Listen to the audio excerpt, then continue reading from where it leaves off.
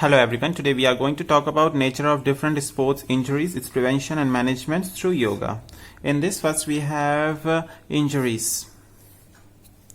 The multi-event nature of the track and field poses a particular challenge to a coach trying to prevent and treat athletic injuries because each event presents its own unique problem.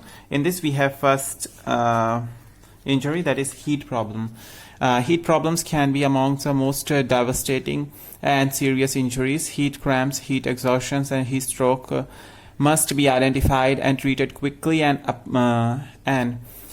appropriately. It is important to understand how the body handles excess heat during exercise. During exercise, the amount of heat produced by muscles activity exceeds the amount of heat dissipated by the body, so the body's temperature rises. This rise in the body's temperature causes increased sweating and blood flow to the skin. Heat is dissipated by the evaporations of sweat from the skin to the cooler surrounding of the air. When the rate at which heat is produced equal the rate at which it evaporates from the body temperatures plateaus at the elevated levels. When the athletes continue to exercise, trouble begins. However, when the body produces more heat than can be dissipated, causing the body temperatures to rise the potentially dangerous level.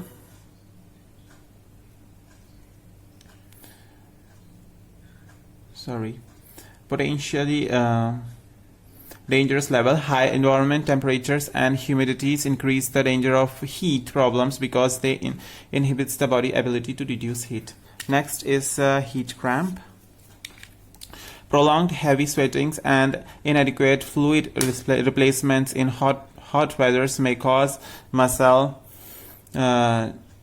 twitching, cramps, and spasm in the legs and arms. Immediate treatment is to remove the athlete from the source of heat by placing him or her in the cool, shaded place to rest, then replace via water and electrolyte. Next is heat exhaustion. As the body temperature rises, this signs indicates the possibilities of heat exhaustions, headaches, light headache, confusions, nausea, vomiting, muscle cramps, cold, and clammy skins, weak and rapid pulse. Immediate treatment is to move the athlete to shaded areas, elevates the feet, place cold towels or ice around the neck, head, and abdomen, and administrated fluids as tolerated, and refer to a doctor. Another is heat stroke. This is a medical emergency. Symptoms of the heat strokes are the lack of perspirations, hot and dry skins, body temperatures elevated to the greater than 105 degrees, chills, irritated behaviors, involuntary limb movement, seizures, cyanosis, vomiting. Death may occur until emergency medical treatment is administered at once. While waiting for an ambulance, move the athletes to shaded areas, move clothing, and keep the skin moist. Place ice on the head and neck. The hospitals will need to administer intravenous fluid. Now the next one is the type. For this types we have acute and overuse. So we have few preventions also from the heat problems. Warm up in the shade with possibles. Rest in the shade between events and bouts of trainings. Wear minimal loose fitting clothes. Drink plenty of fluids during the day prior to training and competing. Injuries classification, that is acute and overuse. In acute injuries is the result of a single sudden trauma. An example of an acute injuries would be a long jumper landings with with his ankle inverted.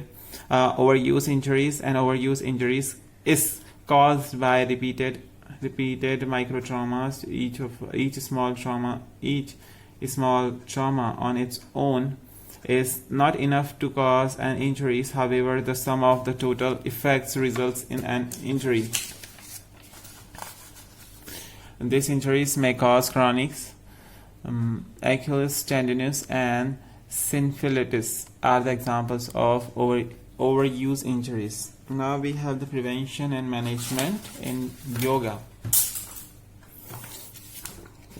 So in this, yoga programs into the pre-seasons high volume trainings and have found the positive results. The study to observe improvement in the elevations of the 14 angle measures and the no injuries linked in the high volume of trainings, the signifying possibilities to integrate yoga in a high volume athlete training.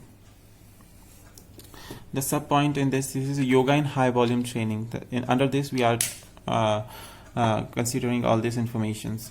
This pilot study is significant as it uses yoga as a training stimulations to enhance postural skills and details importance of the postural adjustments in the short track speed skating. The interventions was successfully in developing a new range of functional skills specific to the sports. The coaches were able to observe the efficiency in the skating strides of athletes, which is correlated to the dissociations of the hip and torso.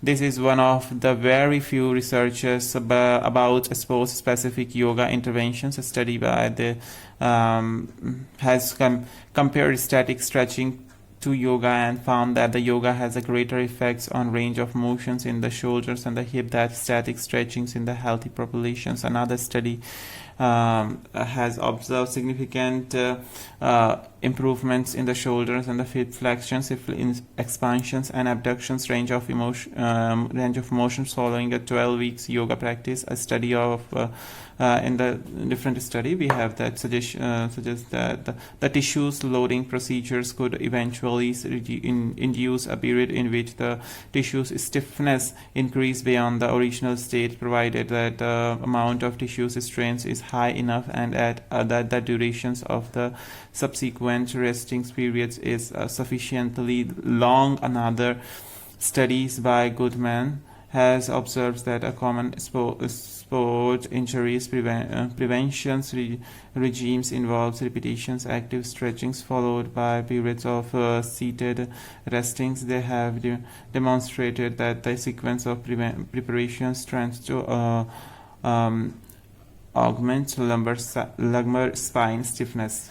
Same like this, we have another topics as like yoga for the regular athlete training, and yoga is a part of 7-point program, and it's a part of a research sports specific yoga program. There are different kind of things which gives you information that it is very helpful in the prevention and management in injuries, sports injuries. Thank you so much for listening me on this topic.